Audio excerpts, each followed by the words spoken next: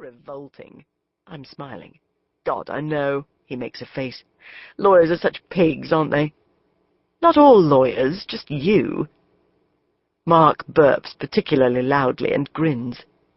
You could have chosen any man to be the father of your baby, but you chose me. Trust me, I say. If I had to make my choice all over again, it would be a very different story. But of course it wouldn't be, because, while I don't fancy him in the slightest, he has become, other than Viv, my most favourite person in the whole world, and I cannot think of a better person to be raising my child with. I love the idea that my child will be half mine and half Mark's. To be honest, I can't think of a better combination, other than me and Steve McQueen, of course, and that clearly is not in the cards. You know what you are, I say, later that afternoon, as Mark sits on the floor tinkering with some Victorian lamps we picked up at a garage sale this morning. A 6 a.m. start, I wouldn't recommend it. You're the brother I never had. Mark makes a face. Now that really is sick. Disgusting. You're accusing me of incest. Don't be ridiculous. I mean just in terms of us, our relationship. I don't think I've ever felt so comfortable with anyone other than my family. That's what I meant. You know you're my best friend. I'm not sure quite what's come over me, because spontaneous outbursts of affection are really not my style, but I don't think I ever really knew how important it was to have someone before. And I don't mean another half. I just mean someone to share things with. Someone like a best friend, or a brother. Someone like Mark. Mark stops tinkering and smiles at me. That's the nicest thing you've ever said to me. Shit, I mumble, opening Marie Claire and pretending to be immediately engrossed in the film reviews. The embarrassment of having been so open started to hit. I didn't mean it. Yes, you did, and thank you. That's lovely to hear, and just for the record, I feel exactly the same about you. I'm the brother you never had? No, you're the pain-in-the-arse little sister I never wanted. Ouch! I hit him over the head with the rolled-up Marie Claire. And then he sits back and looks at me thoughtfully. Seriously, Maeve, you've really changed since you became pregnant. I snort. Because you knew me so well before. I didn't have to. I only had to look at you to see how hard you were. You're much softer, more vulnerable. If you pushed me, I might say you're a much nicer person. Uh-oh. I make a face, turning back to the magazine and flicking. I'm not sure that's such a good thing. No one's frightened of me at work anymore. And although the fact that I don't seem to wield the same power at work bothers me ever so slightly, secretly I like what Mark has just said. I like the way he makes me feel. Secretly, I'm very, very pleased. 18. The secret's out. Admittedly, at 6 months, it's pretty bloody difficult to hide a pregnancy, and now everyone says that they'd suspected for ages but didn't want to say anything in case I'd just put on weight. Although all the mothers said they knew. Yeah, said Mike Jones wearily when I went up to his office to tell him, this time for real. So tell me something else I didn't know. How did you know? He was the first person I'd told, but I was still shocked. You've been shouting at people and bursting into tears for no apparent reason. Half the time you walk around looking as if you're in a dream world and you're eating like a pig, but the only place you're putting on weight is your stomach and you... He grins and shrugs.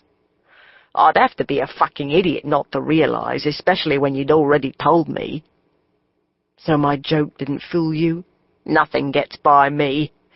So now there are 2 major questions. The first being, what are you going to do? As in, am I going to stay? He nods. Mike, I love this job. I love everything about London daytime television, and I still remember everything you said at my interview about the sky being the limit. I never wanted to get pregnant. I never wanted to have a baby. But now I am, I think it's going to be fine.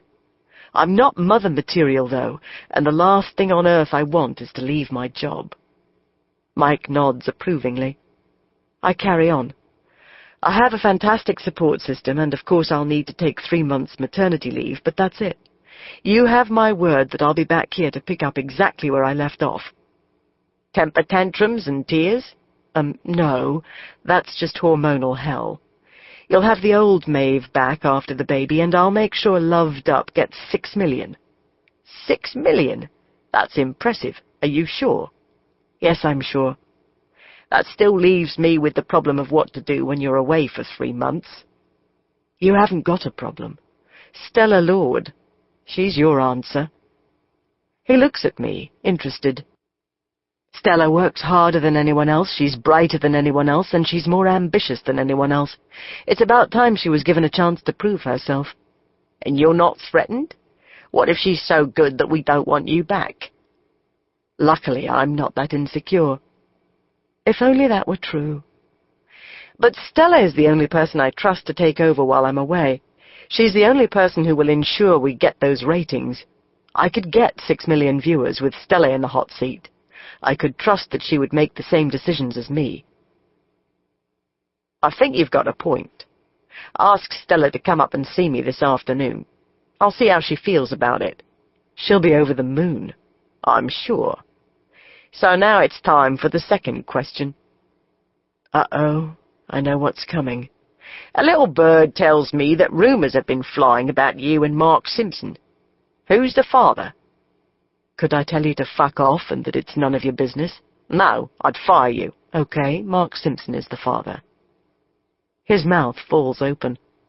Fuck me! You're joking! There is genuine shock on his face. What?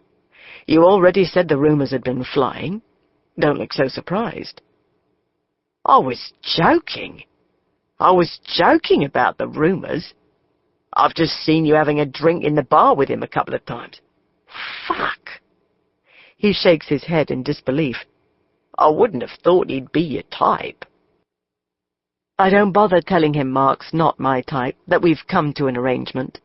It's too complicated to explain, and frankly it's just easier for people at work to assume we're together for now. We can always tell them we've split up later. Why wouldn't he be my type? I am slightly curious, despite myself. He's not exactly Mr. Outgoing, is he? You're only saying that because the two of you are completely different. Doesn't mean he's a bad person. Nah, don't get me wrong. I don't think he's a bad person. I think he's a good bloke, but I wouldn't have thought he was interesting enough for you. You mean you think he's dull? Mike has the good grace to look guilty. Not dull, but not a challenge. I thought you'd like difficult men, challenging. Jack the lads. Rather like you, I think. Actually, I say defiantly, that's exactly what I love about him. He's the most stable person I've ever met. He gives me a security that I've never had before, and I know exactly where I stand with him. He has integrity. He phones exactly when he says he's going to phone and does exactly what he says he's going to do. There are no games, and I've never been happier in my life. Mike looks as shocked as I feel. Christ. Where did all that come from? I couldn't resist. I know I'm naughty. I know I shouldn't. But I just couldn't resist.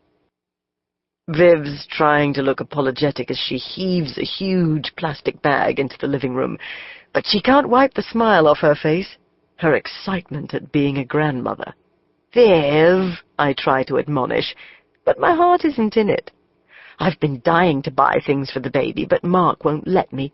He's suddenly decided he's superstitious, and has stated firmly that neither of us can buy anything for the baby or the nursery until I'm in my 8th month.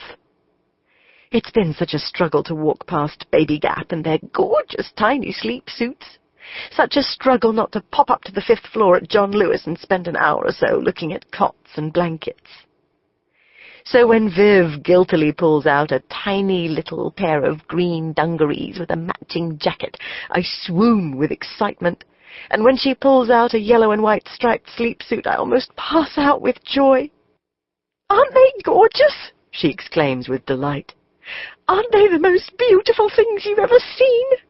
Aren't they tiny? I whisper, rubbing my stomach as Baby protests by delivering. To keep listening to this audiobook, I've left you a link in the description so you can do it, at no cost thanks to Audible's 30-day free trial.